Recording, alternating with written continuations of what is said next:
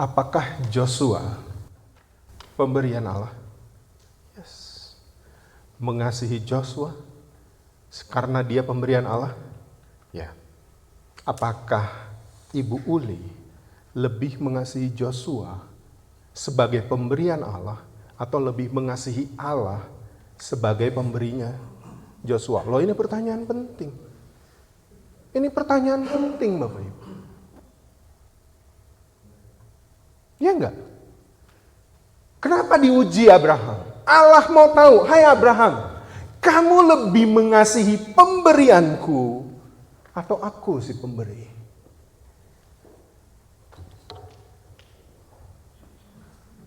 Gak berani jawab.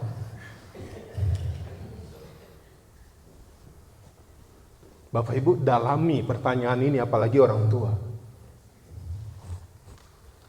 Kalau Anda meyakini bahwa anak pemberian Allah,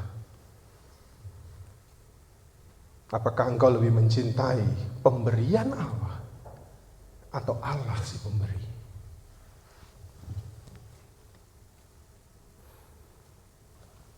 Percaya saya, banyak orang Kristen bisa gagal dalam ujian ini.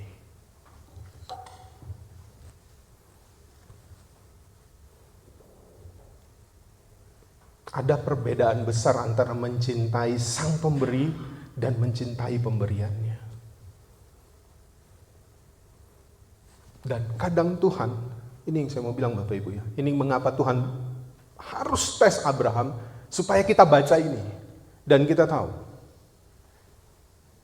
banyak isak-isak dalam hidup kita yang perlu diuji.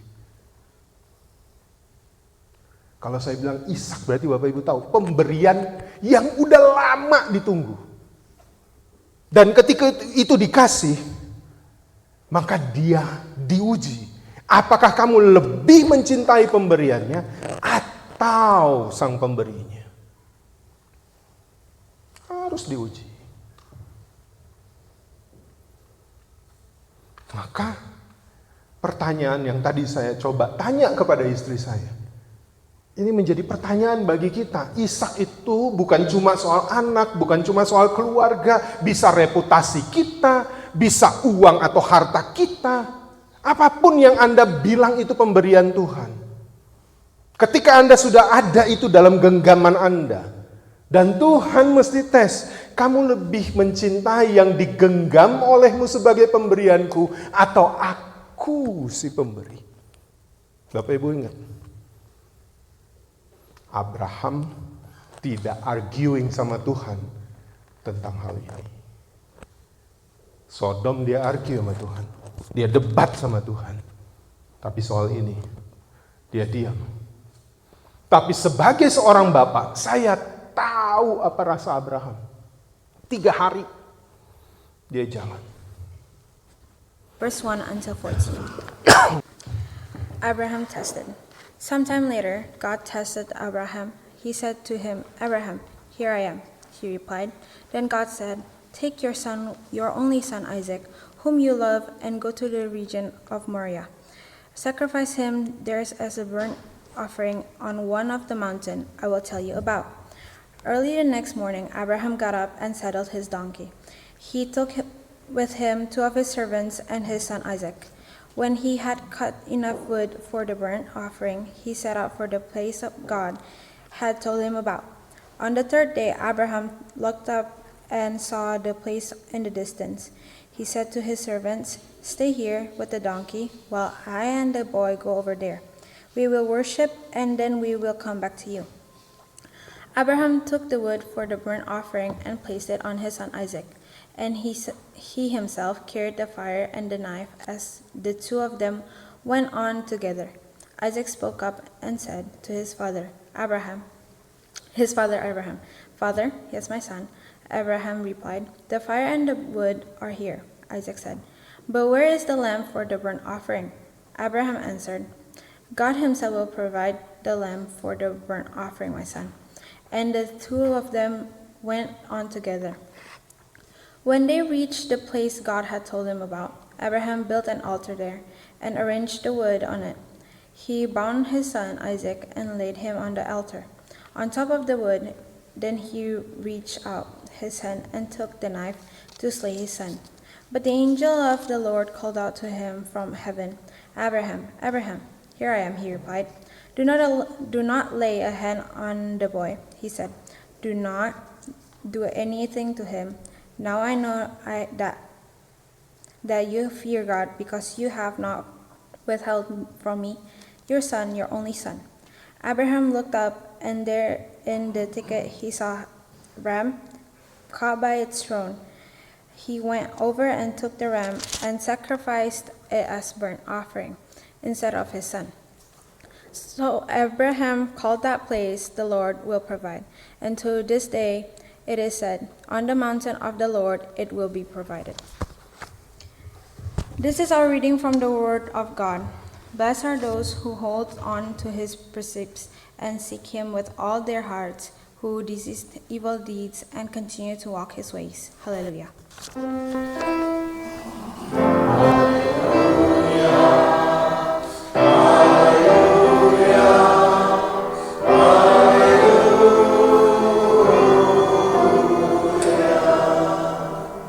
You may be seated, please.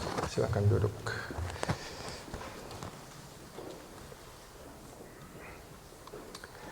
Bapak, Ibu, dan saudara-saudara yang dikasihi Tuhan, Shalom. Kisah Abraham adalah kisah yang saya yakin semua kita tahu. Apalagi Kejadian pasal 22. Tapi saya mau memulainya dengan sebuah gambaran dulu, ya, memberi sebuah gambaran bagi kita begini. Saya mau mengatakan dulu di awal gini. Semua produk yang berkualitas sebelum dipasarkan, sebelum dijual, sebelum dilempar, saya bilang dilempar ya, di show kepada masyarakat, itu pasti akan melewati berbagai macam testing untuk memastikan ketahanan kualitasnya. Sekarang saya ambil contoh satu produk. Boleh tolong gambar pertama, Pak Joshua, tolong ditampilkan. Yes, we know this thing.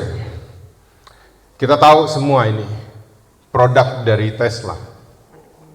Ya, kalau yang punya Om Dery namanya Kit. Hebatnya sekarang bahwa Tesla itu punya AI, namanya apa Om Dery? Grok. Ya, pokoknya itu namanya. Dan Bapak Ibu tahu dia bisa bahasa Jawa. Yes. Segitu hebatnya. Tapi saya mau bilang begini Bapak Ibu. Secara umum, kalau kita lihat mobil ini, sebelum dia diperkenalkan kepada masyarakat, itu dia mengalami testing demi testing. Dimulai dari simulasi, jadi secara komputer mereka buat dulu nih kira-kira mau modelnya, desainnya seperti apa, rangkanya seperti apa, aerodinamikanya seperti apa, sistem baterainya seperti apa, dan performance-nya bagaimana. Itu dirancang dulu, belum jadi mobilnya, masih di komputer, udah diuji juga. Belum jadi mobilnya, itu udah diuji. Lalu pembuatan prototipenya, dimunculin dulu, wah modelnya kira-kira gimana. Kalau sudah ada prototipenya, uji di jalan. Mulai nih diuji. Artinya real world testing. Mobil diuji dalam berbagai kondisi. Jalan di kota, jalan di desa, di jalan raya, di highway, di jalan yang berlubang, di jalan yang nanjak, di jalan yang turun, di cuaca yang panas ekstrim, di cuaca yang dingin ekstrim, di saat hujan itu deras, di saat salju itu deras, dia dites. Lalu, yang paling penting dari sebuah mobil listrik, yang perlu dites apa? Baterai. Baterainya dites. Bapak Ibu tahu cara ngetes baterainya? Mereka isi, recharge, dipenuhin, dikosongin lagi. Dipenuhin, dikosongin lagi. Tahu berapa kali? Saya coba cari tahu berapa lama mereka tes untuk baterai. 1000 kali. Kasih penuh, kasih kosong. Kasih penuh, kasih kosong. Untuk ketahanan baterai. Jadi waktu beli itu udah enak. Tapi waktu dites itu, wow. Baterainya kalau menghadapi benturan, ada getaran, kalau kerendam air, kalau kebakaran, resikonya gimana, itu semua dites. Selesai baterai, begitu udah di jalan, tahu lagi tes apa Bapak Ibu? Crash test. Tahu crash test gimana? Yang kita lihat di TV cuma ditabrak, dijalanin, ditabrak depannya. Boom! Yang ditabrak itu depan ditabrak, boom, selesai. Samping ditabrak, samping kanan, boom. Samping kiri ditabrak, boom. Dari belakang ditabrak, boom. Lalu dibuat roll over. Bayangin. Belum selesai untuk jadi dipasarin di masyarakat. Apalagi yang dites. Ini yang saya waktu pertama kali naik sama Om Dery ngeri-ngeri sedap. Full self-driving. Cuma tinggal masukin alamat, kasih alamat Silver Spring CRC, nggak akan dia pergi ke Montgomery Mall. Ya, itu lewat tes Bapak Ibu. Belum lagi yang berikut, durability test. Seberapa jauh dia bisa jalan. Motor listriknya gimana, suspensionnya gimana, pendinginnya gimana, interiornya gimana, engsel pintunya apalagi yang bukanya begini, gitu. Itu dites itu. Dan terakhir quality control di pabrik. Bapak Ibu tahu, untuk keluarin satu produk ini, tesnya 3-5 tahun. Jadi, saya mau bilang di sini Bapak Ibu, semua Bapak Ibu pegang apa? Alkitab ini dites juga. Bapak Ibu jangan salah. Alkitab ini yang kertasnya tertipis di dunia. Kalau dia kertasnya nggak tipis, buku itu akan sangat tebal. Semua dites. Kertas tipis jangan yang kalau dibuka gampang sobek. Belum lagi zaman dulu. Kalau mau balik pakai begini. Kan begitu. Kalau dia pakai begini kan basah. Ini setipis ini kalau basah gimana gitu. Dites semua Bapak Ibu. You name it, barang apa. Yang kalau mau dipasarkan semua dites. Demikian juga iman. Ini yang saya mau bilang. Kalau kita ini orang yang dipanggil Tuhan dan kita menjawab, Tuhan ini saya mengikuti panggilanmu, percaya sama saya, Anda pasti mengalami testing. Nggak mungkin enggak. Bagaimana spiritualitas kita? Sekalipun kita udah sering dengar khotbah, sekalipun kita udah baca Alkitab ulang-ulang, Kejadian, Maleakhi, sampai di Wahyu. Kejadian, Maleakhi, Matius, Wahyu. Semua kita baca, bolak-balik kita baca. Bukan berarti kita kebal dari ujian. Justru semakin kita baca, ingat baik, semakin kita diuji. Tapi bukan berarti saya mau bilang jangan baca Alkitab supaya nggak diuji. No. Ya, itulah yang saya mau sampaikan hari ini. Ada maksud Tuhan Kejadian 22 ini ditulis. Kita itu perlu diuji supaya kita punya ketahanan iman. Itulah makanya hidup kita itu penuh lika-liku. Nggak lurus jalannya. Karena di dalamnya ada ujian demi ujian yang harus kita hadapi. Kejadian 22 ini klimaks dari kisah Abraham. Jangan Bapak Ibu pikir Abraham ini cuma diuji di sini. No. Dalam hidup Abraham, sejak dia dipanggil keluar dari tanah Ur oleh Tuhan, begitu dia jawab, oke Tuhan, saya keluar, saya nggak punya GPS, nggak dikasih map, nggak dikasih tahu tujuan kemana, tapi karena Engkau panggil saya pergi. Bukan berarti dia mengalami ujian, Bapak Ibu tahu. Begitu dia mau dipanggil keluar bersama keluarganya, itu aja udah ujian buat dia. Tempat yang sudah nyaman, dia sudah hidup lama, biasa dengan orang-orang yang sudah mengenal dia, sekarang dia harus keluar. Itu gak nyaman. Yang pertama. Kedua, begitu Abraham keluar, kalau Bapak Ibu simak kisah Abraham, begitu dia keluar, dia nyampe di Kanaan, kelaparan terjadi. Dia ngalamin kelaparan. Belum lagi ketika dia konflik sama ponakannya Lot. Karena hartanya banyak, budaknya banyak, ternaknya banyak, konflik mereka. Abraham bilang sama Lot, pilih.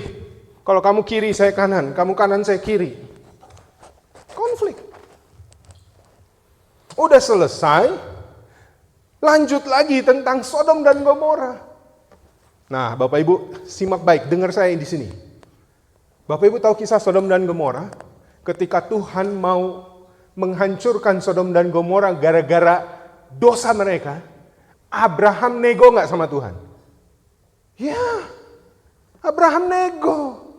Tuhan, masa kau mau bunuh segini banyak orang? Kalau ada 500, nggak akan aku musnahkan. Turun terus.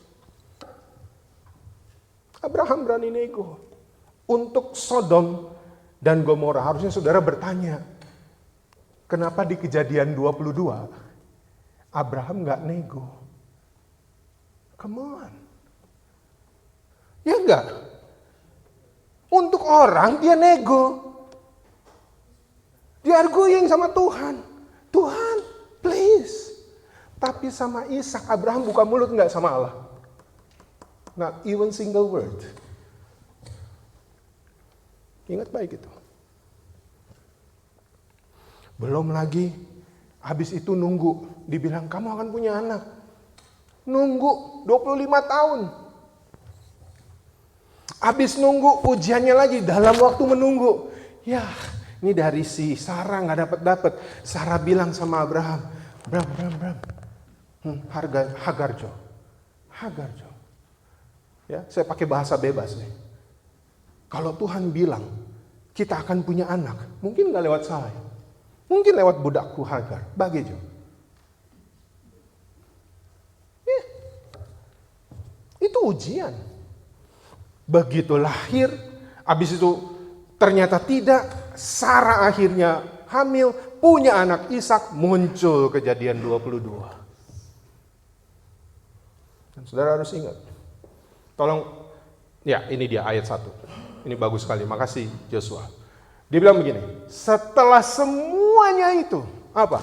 Setelah ujian demi ujian, Abraham menanti Ishak untuk penggenapan janji Allah, keturunanmu dari Sarah yang akan banyak seperti bintang di langit, pasir di laut.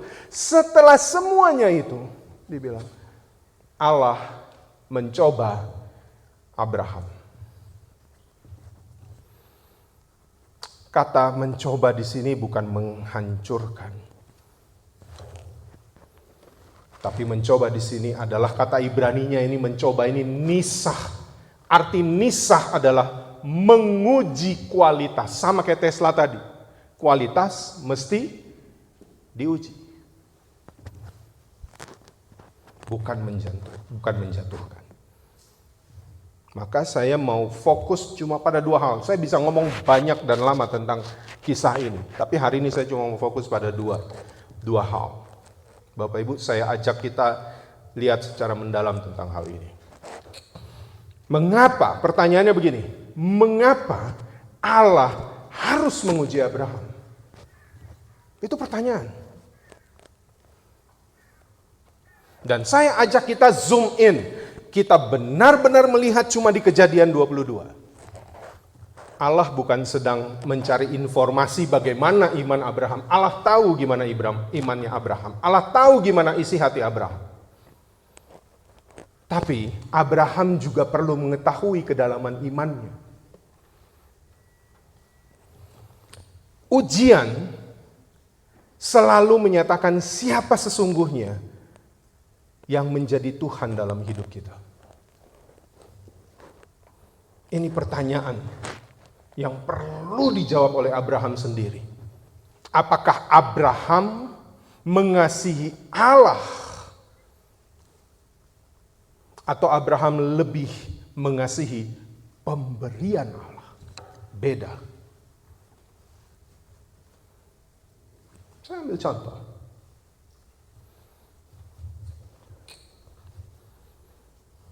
Istri saya. Dia mukanya udah gini.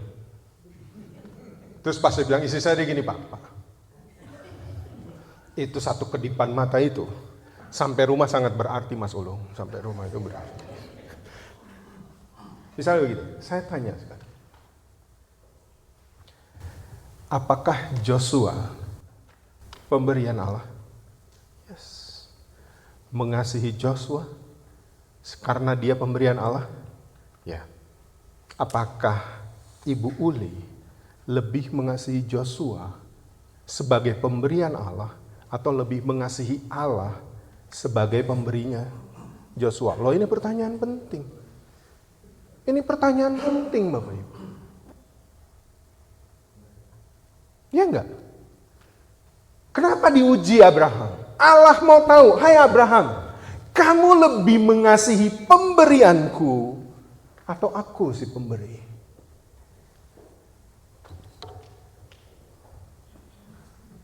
Gak berani jawab.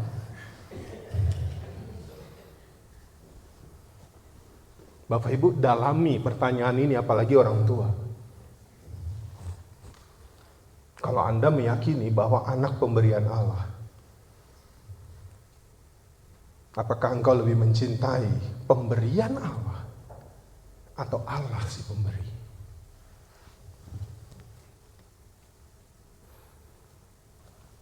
Percaya saya, banyak orang Kristen bisa gagal dalam ujian ini.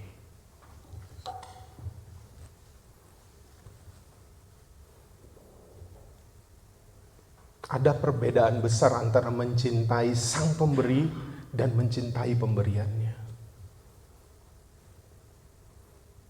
Dan kadang Tuhan, ini yang saya mau bilang Bapak Ibu ya, ini mengapa Tuhan harus tes Abraham, supaya kita baca ini dan kita tahu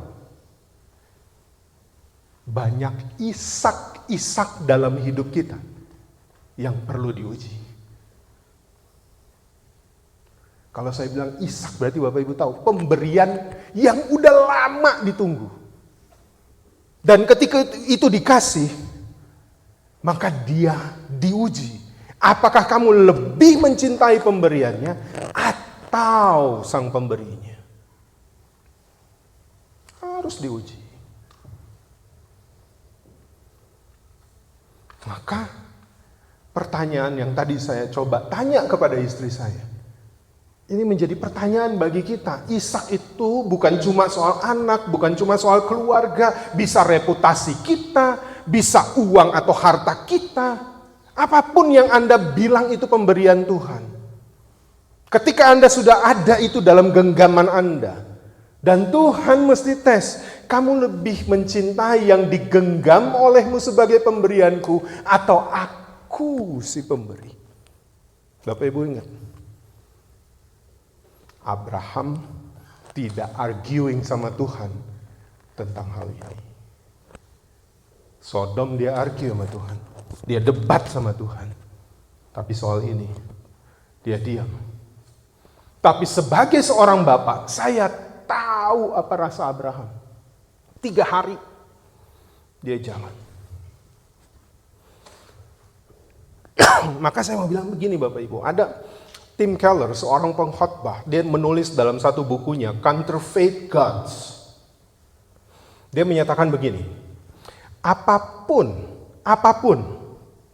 yang kita jadikan sumber utama kebahagiaan kita, sumber keamanan kita, dan sumber identitas kita selain daripada Tuhan, pada akhirnya akan menjadi berhala bagi diri kita.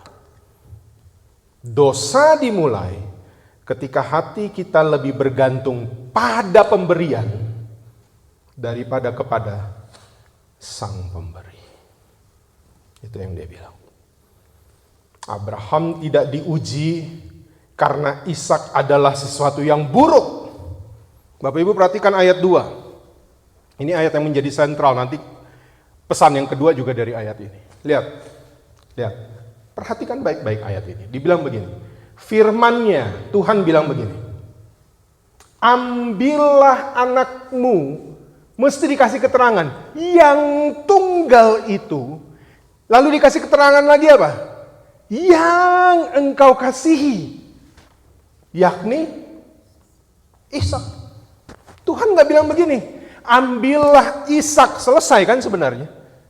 Tapi perlu dikasih keterangan ini, ambillah anakmu yang tunggal, cuma satu. Lalu dibilang, satu dikasihi lagi. Baru disebut namanya di akhir, bukan namanya duluan. Ini ada maknanya.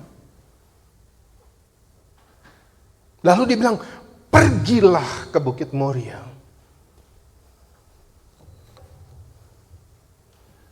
Ini yang saya bilang. Tuhan mau uji, Abraham, yang engkau kasih itu dari siapa? Yang paling kau cinta itu, yang cuma satu itu dari siapa? Dan ketika Tuhan bilang, bawalah dia, persembahkan dia bagiku. Jadi Abraham tidak diuji karena si Ishak ini sesuatu yang buruk. Tapi Abraham diuji justru karena Ishak adalah pemberian Allah yang sangat baik bagi dia. Kalau Anda sedang menggenggam yang Anda rasa ini sangat baik pemberian dari Tuhan, itu pasti satu waktu akan layak untuk diuji. Apapun itu. Oke, itu pesan pertama. Pesan kedua yang terakhir. Sekarang saya zoom out. Ayatnya tetap ini. Saya zoom out. Bukan cuma lihat di Kejadian 22, tapi saya mau lihat ini, ajak saudara lihat ini dalam seluruh perjalanan yang Allah rancang. Dan itu terdapat dalam Alkitab. Boleh nggak? Gambar yang kedua, Joshua, yang ada 2 ayat. Saya sengaja paralel ini.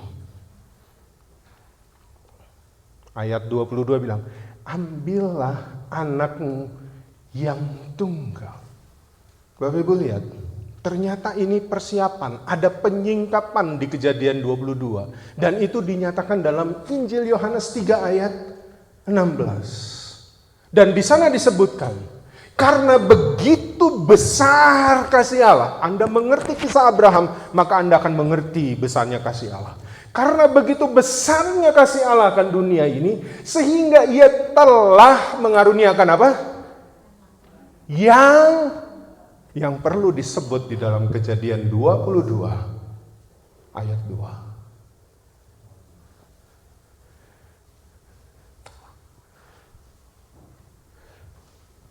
Wow.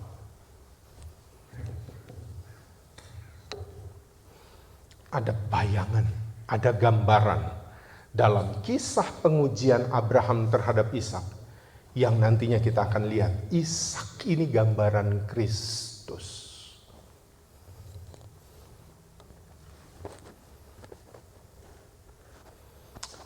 Tapi ada persamaan, ada perbedaan. Persamaannya adalah Ishak dan Kristus anak yang dikasihi oleh bapaknya. Ishak dan Kristus anak tunggal.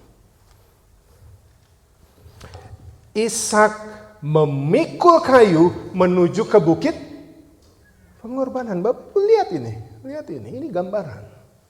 Dia pikul kayu untuk pengorbanan itu. Dia pergi ke Gunung Moria dan menyerahkan dirinya tanpa perlawanan sampai diikat oleh Abraham. Itu persamaannya. Tapi ada juga perbedaannya.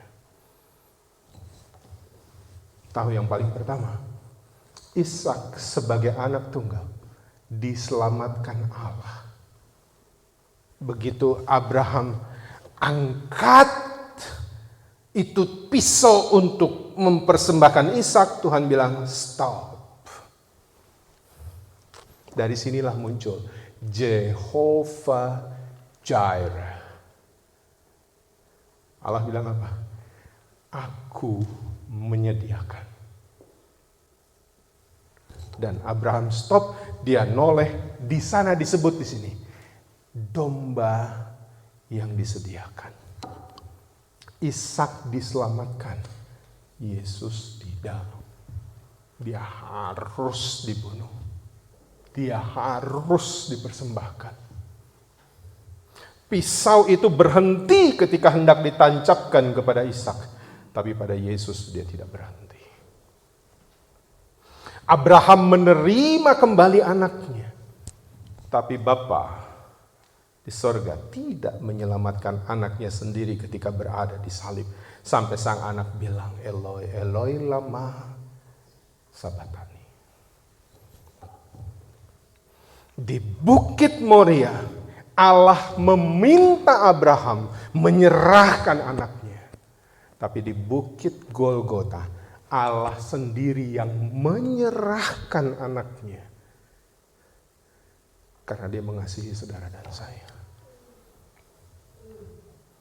Saudara-saudara yang dikasihi Tuhan. Setiap kita, ada nggak Bapak Ibu, tadi pagi berdoa? Tadi pagi berdoa? Andre berdoa, Andre? Bapak Diaken, sorry. Pak Diaken Andre. Pernah nggak Pak Diaken Andre berdoa bilang gini, Tuhan, kasih aku ujian hari ini. We never ask that. We never ask that. God test me. This is me. No. Kita nggak pernah berdoa minta diuji sama Tuhan.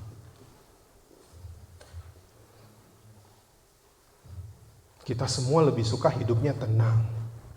Kita senang kalau doa kita segera dijawab Tuhan. Kita senang kalau jalan yang kita lewati mulus. Tesla nggak cuma diuji di jalan mulus. Dia harus juga diuji di jalan berlubang. Namun kejadian 22 saat ini mengingatkan kita bahwa iman yang sejati adalah bukan iman yang tidak pernah diuji. Tapi iman yang harus diuji.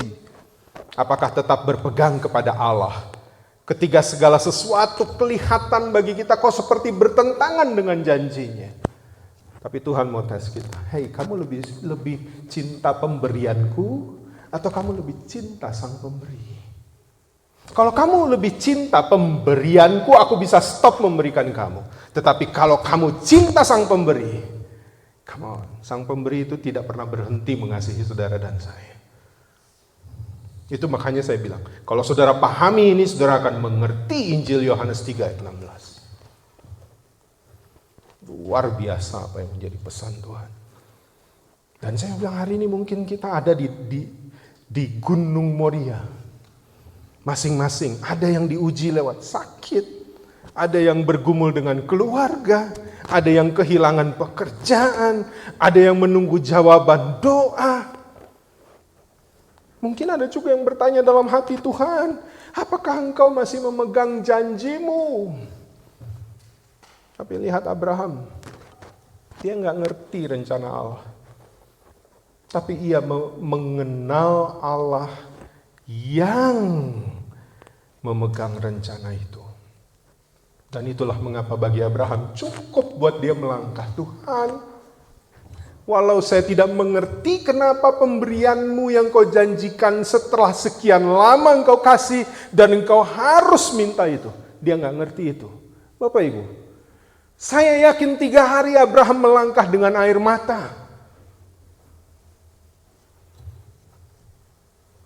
Dia tidak mengerti. Tapi dia percaya kepada Allah yang memegang kendali atas rencananya. Dan kisah ini nggak berhenti di Abraham. Di Gunung Moria Allah menghentikan tangan Abraham untuk mempersembahkan Ishak. Ishak tidak jadi mati karena ada seekor domba menggantikannya. Tapi berabad-abad kemudian, di bukit yang tidak jauh dari Bukit Moria, di Bukit Golgota, Allah Bapa tidak menghentikan salib. Sang anak berdoa, kalau boleh cawan ini berlalu daripadaku. Tapi Tuhan tidak stop itu.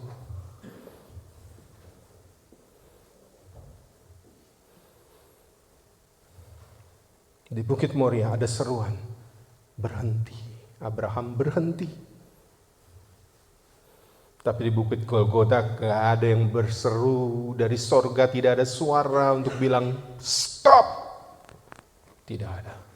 Dan tidak ada pengganti bagi Yesus.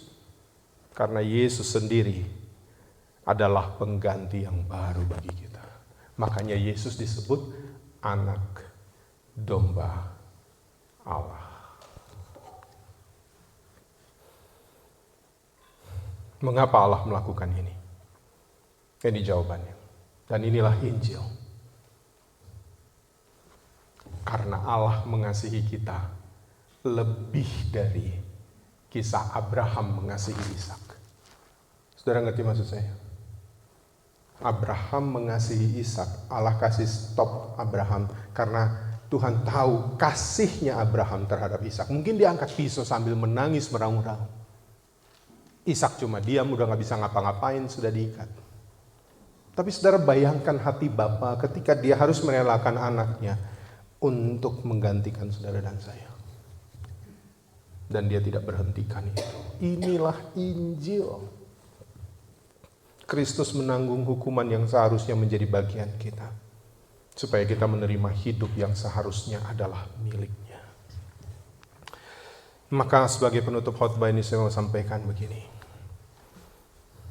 Bapak Ibu, jika satu waktu Allah meminta kita untuk percaya pada rencananya. Allah tidak pernah meminta sesuatu yang belum pernah Ia lakukan sendiri. Allah telah memberikan yang paling berharga anaknya yang tunggal untuk menyelamatkan saudara dan saya.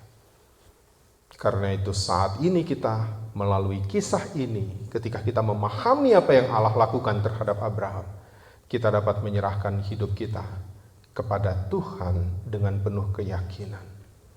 Sebab di atas gunung, Tuhan selalu menyediakan. Jehovah Jireh. Amin.